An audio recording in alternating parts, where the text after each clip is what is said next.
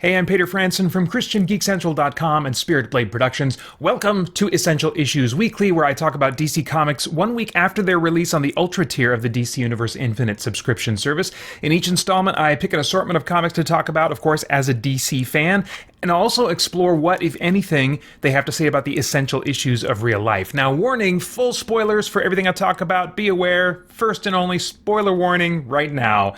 Okay, right now we're going to take a look at comics originally released to the Ultra tier on July 25th, and actually, let's see here, 25th and August, no, it was August 7th? Something like that. I forgot to update my script here, sorry. Anyway, I've chosen just two to talk about, although one I'm going to talk about, Night Terrors basically is the first one I want to talk about, but I'm going to take the opportunity to talk not just about Night Terrors #1, but this crossover event and my impressions of it so far.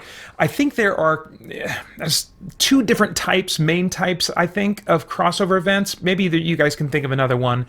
And I would categorize them, I'd label them as either game changers or sampler platters.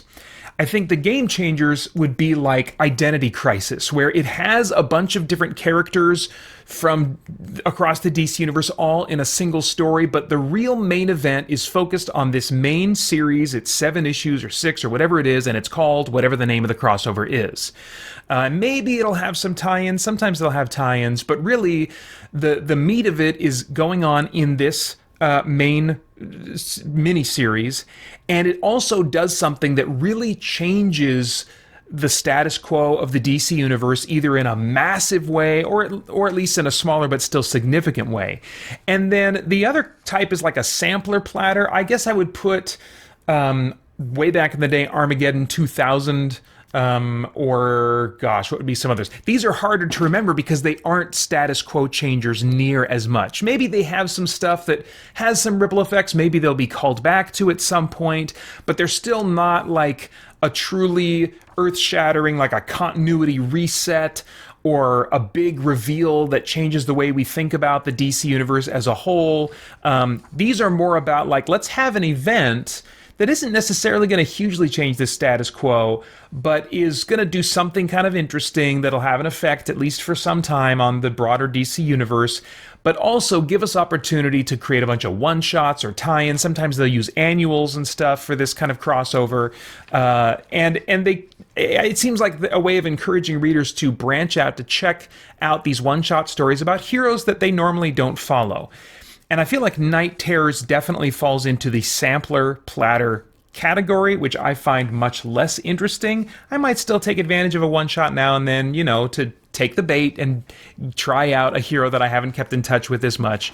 But anyway, in this story, there's like a nightmare dream-style villain who manipulates dreams, can put people to sleep. They've put most of the world to sleep at this point, and I don't even remember like what the MacGuffin is or what the thing is that they're trying to do or that the heroes are trying to stop exactly. I think he's looking for something that'll probably give him ultimate power or whatever. But the basic skeleton seems to be that Deadman, a hero who is dead and able to possess the living, that he's kind of hopping around trying to get to the bottom of this, stop the big bad. He starts with Batman, and of course that's a good indication that like they know Batman sells. Let's start with having him possess Batman, keep Batman in the story. But there's also these numerous one-shot tie-ins, of which I've read just 2 so far. Deadman doesn't seem to be hopping around in possessing everyone in these one-shots. I think the tie-in is that these characters are experiencing nightmare worlds, thinking at first that they're real and stuff, and that also doesn't pull me in, because I'm like, well, if these dreams are just nightmares, they're not really real, it might give us some insight into the character, so if I'm already invested in the character, then I guess I can be interested in that kind of story, but if it's not real, then it's not going to have an impact, a lasting impact on that character, and certainly not the wider DC universe. So I'm not really invested. I don't even know if I'm going to read the rest of the issues of this miniseries. I don't find the new villain very interesting, and I'm also not as interested in the supernatural side of the DC universe. There are some exceptions. I really have loved the Spectre in the past. I think Dr. Fate can be cool, but broadly speaking, I'm not really interested in Deadman or Zatanna or Madame Xanadu and stuff like that, I am, however, very invested in Wesley Dodds. And the big reveal at the end of Night Terrors #1 is that for some reason Deadman thinks it's going to be useful to resurrect temporarily in his corpse, zombie, rotting body Wesley Dodds, the original Sandman from way back in the 1940s Justice Society. I mean, he died more recently than that. I think he was one of the... No. He wasn't one of the ones that died during 0 Hour. He died of like a heart attack right before they relaunched the new JSA book in the early to mid 2000s. Anyway, so he's been dead since then, and I've always liked kind of like his getup, especially when they did Sandman Mystery Theater and they had a more grounded take on his costume and stuff. And that seems to be the visual look of the character that they're reviving here. Of course, in this splash page at the end, you can see behind his gas mask that like he's basically a zombie. And I don't know if this is a temporary gimmick to bring him back or if he's going to possibly in some way continue long-term existing in this form, either as a zombie version of what he once was, or if they'll fully restore him.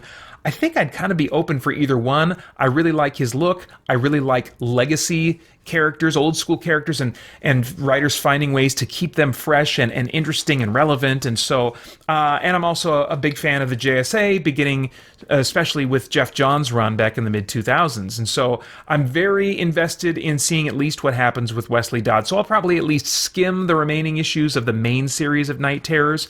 I did read 2 tie-ins I'll briefly comment on here. One is the Green Lantern, just because I'm a big Green Lantern fan, and I noticed that it was also being written by the new regular writer for Green Lantern, Jeremy Adams, whose work I've enjoyed in The Flash, but I've wondered if I'm going to enjoy it, in Green Lantern. What struck me about that I'll just briefly say is that it was a really dark story, and I've not known Jeremy Adams to be writing these really dark stories, but I'm also wondering if that is part of just the Night Terrors crossover thing, because it's a crossover one-shot written by the new monthly writer, so that doesn't necessarily reflect what the tone of the ongoing book is going to be, but we'll see. It does seem to be part of the story set up in the last issue of the main Green Lantern series, and it looks like it's going to be continued in the main Green Lantern series, so Green Lantern fans should probably be aware that you ought to read this one-shot, even if you're just following Green Lantern. The other one-shot that I read was The Flash, which I think maybe I didn't catch the writer's name, but I think it is the new ongoing writer. I really don't remember much. I think they're setting up kind of like a time-traveling story. What was weird about that is I wasn't sure how much of this was a dream reality and how much of this was actually happening for real. So I'm kind of just, okay, I'm going to make note of what happened in this book, but then I just need to get back to the regular Flash book and see what's actually real. Or if this was just a nightmare story or whatever. But anyway, it's hard to invest, on that level, not knowing exactly if it's a real story or not. So I think maybe I'll retroactively invest more in that Flash one-shot once I know what its status is. Then briefly, the only other book I read this month is this week, I keep saying this month, World's Finest Teen Titans #1. This, along with, sorry I didn't mention, Night Terrors #1, were originally published July 11th, 2023. What drew me into World's Finest Teen Titans was that it's written by Mark Waid, who was the writer of the Batman Superman World's Finest, and this is kind of a spin-off of that, because what Waid had been doing in that book was telling stories about the early years of Superman and Batman kind of working together, some of the early years of the DC universe.